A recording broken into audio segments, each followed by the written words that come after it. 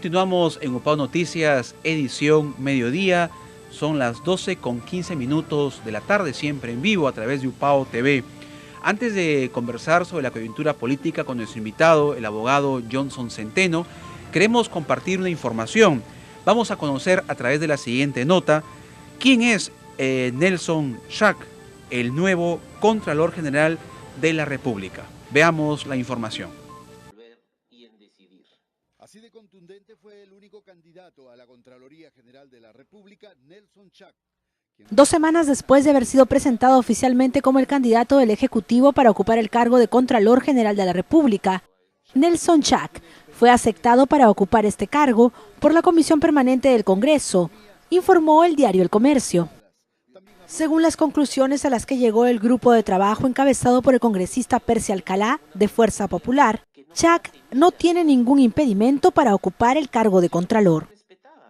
Nelson Schack tiene 45 años y es magíster en Gestión y Políticas Públicas por la Universidad de Chile y licenciado en Economía por la Universidad del Pacífico. Al momento de su nominación como Contralor, se desempeñaba como miembro del Consejo Consultivo de la Presidencia del Poder Judicial y presidente de la Asociación Nacional Invierte Perú. Ha sido director del presupuesto público del Ministerio de Economía y Finanzas y del Banco de la Nación, así como coordinador de la primera y segunda etapa del proyecto para mejorar los servicios de justicia en el Perú. Fue coordinador general del proyecto de mejoramiento de los servicios de justicia en el Perú del Banco Mundial entre enero del 2018 y diciembre de 2011. También ha sido especialista en planeamiento, programación y estadística del Fondo Nacional de Compensación y Desarrollo Social, FONCODES, y asesor técnico de la Unidad de Coordinación de Préstamos Sectoriales del Ministerio de Economía y Finanzas. Nelson Schack ha sido condecorado por la Universidad Nacional de Piura como profesor honorario en 2005 y por la Contraloría con la Orden al Mérito del Control en el grado de Gran Auditor en el año 2004. También ha sido reconocido por la Universidad ESAN con el diploma de gestión docente sobresaliente por 3 años consecutivos. Al grupo evaluador del Congreso llegó la información de que tenía un proceso judicial abierto en el Poder Judicial. Tras revisar el expediente, comprobaron que el proceso es contra Hugo Suero, exgerente general del Poder Judicial, por una compra de un video por $20.000. Schack es considerado en este caso como testigo y no como imputado, por haber sido parte del programa de apoyo y coordinación del Banco Mundial en el Poder Judicial, informó el diario El Comercio.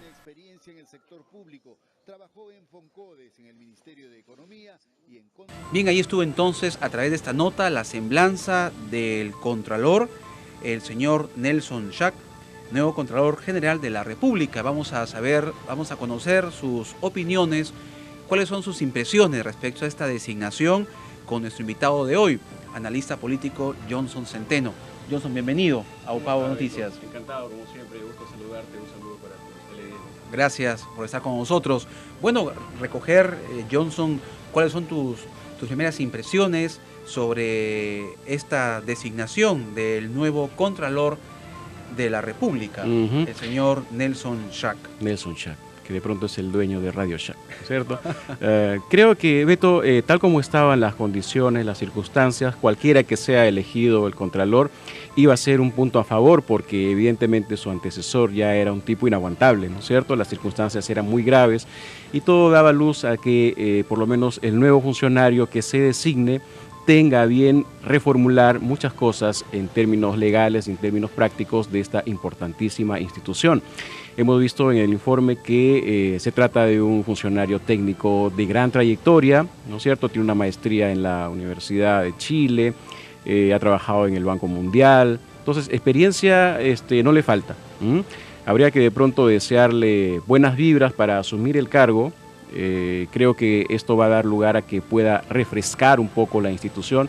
Me parece que el día de ayer también dio algunas declaraciones en el sentido de que va a disponer la creación de una nueva ley orgánica de la Contraloría, lo cual me parece muy importante porque hasta donde hemos visto en los últimos años, la Contraloría ha estado pintada en la pared.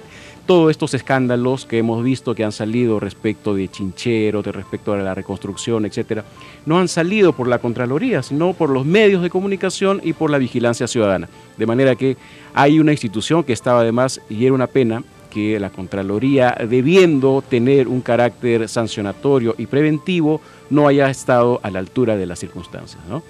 Bueno, entonces vamos a esperar, ¿no es cierto? Con mucho interés, sí, expectativa, cuál va a ser el desempeño entonces del nuevo Contralor, y tendrá pues obviamente que resarcir, ¿no es cierto? Seguramente toda esta situación que se generó en base a su antecesor, efectivamente, que no le favoreció nada a nuestro país. Ahora vamos a cambiando el contexto de la información.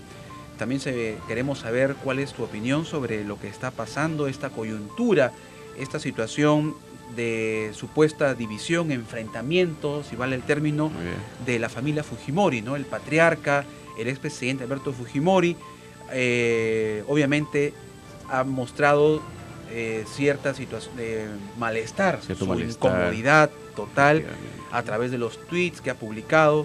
Incluso ha llamado a algunos militantes desleales, ¿no?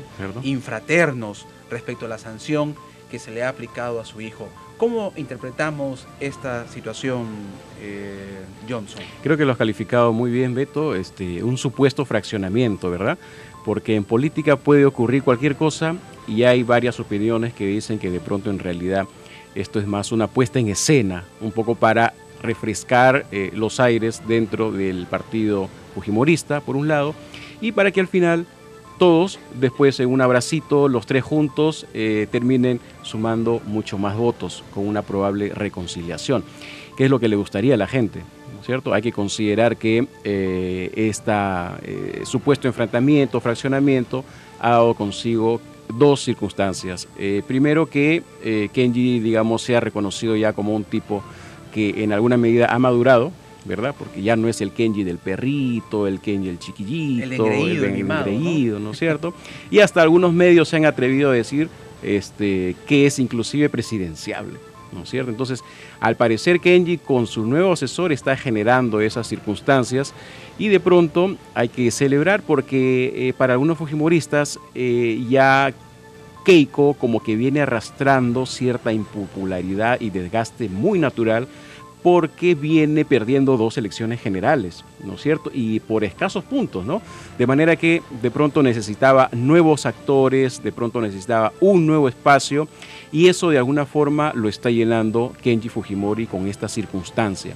Con una circunstancia que hay que decir no es del nivel que se espera porque ojalá pudiera ser por algunas propuestas en favor del país, algunos proyectos de ley que es parte de su trabajo, etcétera, pero no, ha sido por las figuritas, por los tweets, etcétera, un poco disparando su propio partido, lo que ha traído consigo estos nuevos titulares, lo cual esperamos pueda tener una mejor perspectiva de acá al futuro, considerando que Fuerza Popular es uno de los grupos políticos más organizados en todo el país, ¿no? Claro. Y también ¿cómo podríamos calificar, Johnson, la actitud de Kenji de mostrarse tan humanitario, tan solidario ante la situación del expresidente Ollanta Humala? Eso muchos lo han visto como una situación también fingida, no tan natural, de repente con alguna inclinación política. El pan con queso. Exacto, ¿no? ¿O cuál es tu opinión al respecto? ¿Cómo calificar esta conducta después de haberse declarado enemigos, ¿cierto? Públicamente? Ahora trata de Kenji tener una actitud conciliadora, solidaria, de acercamiento a Ciertamente. Dos cosas al respecto, ¿no? Primero, que se está desmarcando, de alguna forma está poniendo el lado diferencial dentro del grupo, como tú muy bien dices, estaban en enfrentamientos, eran adversarios políticos, y de pronto aparece, ¿no es cierto?, contando que estuvo reunido con el actual preso Ollanta Humala. Eso por un lado, diferenciación. Y por otro lado, sigue siendo el alfil del padre, porque en realidad genuinamente de él, en su cabecita no se ha alumbrado, digamos, que él vaya a visitarlo, sino por una recomendación de su padre, Alberto Fujimori, ¿no es cierto? Entonces, creo que estas circunstancias también nos confirma que Kenji estaría trabajando muy de cerca con su padre, con la agenda única que tienen ellos desde hace unos años, que es lograr su libertad, ¿no es cierto? Entonces creo que esta circunstancia es muy particular porque Kenji es un político para nuestro país expectante con quien puede ocurrir cualquier cosa, desde su movimiento propio, desde su agenda propia y inclusive siendo el nuevo alfil del fujimorismo, un segundo fujimorismo o un neofujimorismo, como de pronto nos quiere vender esa idea, ¿no? Exacto, ¿no? Como tú lo has dicho, de repente se está ya preparando la campaña para el futuro candidato a la presidencia de la República, ¿no? ¿Cierto? Y ya para ir culminando, Johnson, esta importante entrevista que estamos analizando la coyuntura política en el país, y lo último también sobre esta sorpresiva destitución o salida, han dicho que ha renunciado, hay una contradicción lo que ha dicho la ministra Pérez Tello con lo que ha dicho la propia protagonista, Julia Príncipe y Catherine Ampuero. ¿Cuál es tu análisis ante esta situación, Johnson? Ciertamente, ¿no? Hay dos discursos. Por un lado dice que ha sido echada de la institución y frente a una circunstancia muy particular porque al parecer estaría generando una corriente, digamos, de transparencia o de practicidad, pero que frente a esta situación de lo que ocurre con el gobierno de turno, al parecer no la han dejado y de esa forma habrían tenido la mejor excusa para expectorarla de la institución, ¿verdad? Ahora, esto creo que viene a confirmar dos cosas. En primer lugar, que dentro del partido de don PPK las cosas no están muy claras y no terminan de ordenarse, a pesar de que ya este mes están cumpliendo su primer año en el gobierno, ¿no es cierto? Dos, que las personas genuinamente más responsables en cualquier institución deben estar sometidas a los mandatos de la política oficialista, ¿no es cierto? Y si no es así, pues simplemente te dicen chao, como ya ha ocurrido con otros casos, ¿no? Y esto podría ser preocupante porque la administración pública necesita técnicos y necesita funcionarios que estén más pensando en el país y en su transparencia antes que la comodidad del movimiento político.